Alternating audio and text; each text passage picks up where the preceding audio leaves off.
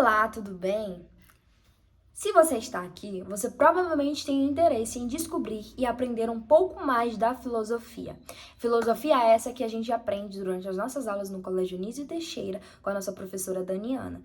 Mas eu não estou aqui para falar da filosofia, e sim da filosofia no período helenístico e greco-romano, que são períodos diferentes, mas que têm uma ligação, um próximo ao outro e um serve de conectivo para o outro, as ideias se conectam, esses pensamentos formados por esses filósofos que são conhecidos no mundo todo, que são conhecidos mesmo depois que morrem, mas são conhecidos, fizeram história e a gente está aqui para descobrir essas histórias que formam o pensamento humano, que formam todas essas ideias que elaboram outras matérias, elaboram teorias para a gente poder estar aqui, certo?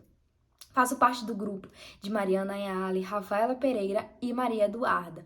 E agora chega de enrolação, né? Que eu já falei demais, já dei uma boa introduzida do que a gente vai falar aqui.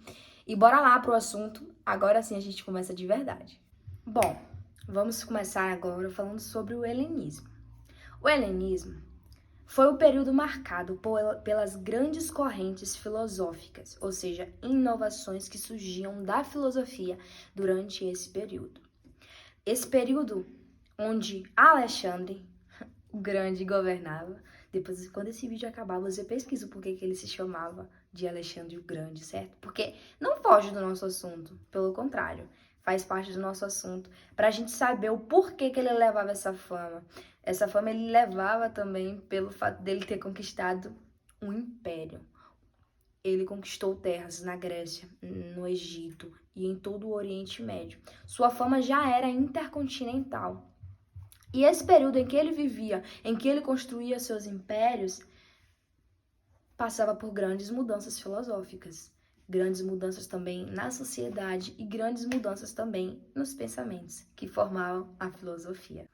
Aristóteles, um grande filósofo do período sistemático, já havia morrido. E como a gente sabe, a filosofia tem essas de rivalidade. Esses pensadores, esses filósofos gostam sempre de pensar algo que superem a ideia do outro. E foi exatamente isso que aconteceu no período helenístico. Um pensador, um filósofo querendo superar o outro não, superar Aristóteles com suas ideias.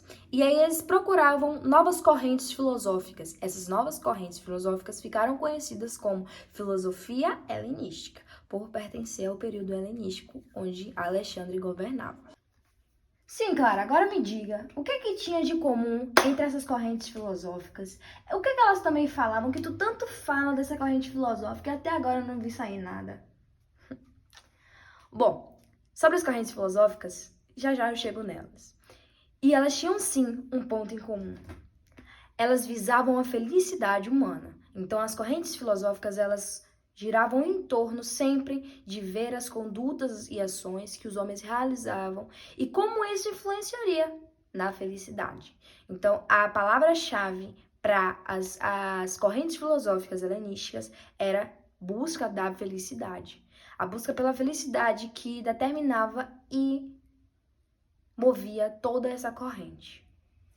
Agora começaremos com as correntes filosóficas. A primeira corrente filosófica que eu vou falar vai ser sobre o epicurismo. O epicurismo afirmava que o ser humano vive entre o prazer e a dor, que são seres estimulantes, e esses seres estimulantes determinavam a felicidade do homem, certo? Então, assim, a partir da dor que o homem sente, ele se estimula a acessar aquela dor. A partir do prazer que o homem sente, ele está feliz ou não, ele estimula a ter mais. Diferente do hedonismo. O hedonismo afirma que o homem busca sempre mais e mais prazer. Não é a busca incessante pelo prazer. É diferente. O epicurismo, ele buscava ter um equilíbrio tanto da dor quanto do prazer. Obviamente, buscando maior prazer e menor dor possível. Isso aí que regia a ideia epicurista. Agora, na segunda corrente filosófica que eu vou falar, que é chamada de estoicismo, A felicidade, ela é adquirida a partir da tranquilidade da alma. Ficar zen, tranquilão, na paz e na ausência de perturbações, certo? E essa felicidade, ela é regida por uma razão. Então, buscar sempre manter a razão, deixar os sentimentos, as perturbações de lado. É essa vibe mais zen, mais maneirona e tranquilona que o estoicismo pregava. Já no ceticismo, a felicidade pregada no estoicismo, ela só podia ser alcançada com base na dúvida. Ou seja, até essa felicidade ela era duvidosa. Então a gente tinha que duvidar de tudo, nada era certo, então até a felicidade era incerta e duvidosa. No cinismo, a felicidade era obtida com a autossuficiência e o autodomínio.